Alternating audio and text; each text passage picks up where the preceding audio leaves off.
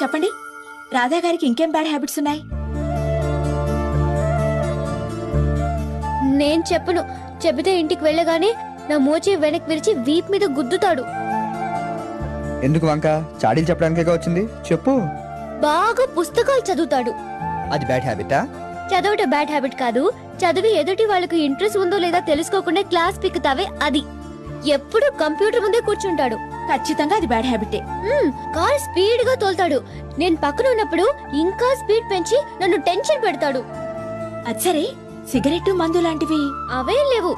ఉంటే చంపేయను. ఆయనకిష్టం లేనివేంటి?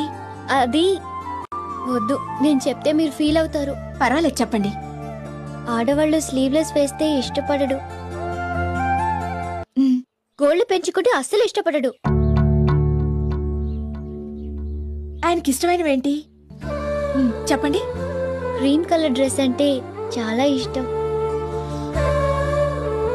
అందరితో కలిసి ఉండడం అంటే రాధకి చాలా ఇష్టం. ఈ వయసులో కూడా వాళ్ళ అమ్మ ఒడిలో పడుకోవడం అంటే మరింత ఇష్టం. అన్నింటికంటే నన్ను ఏడిపించడం చాలా చాలా ఇష్టం.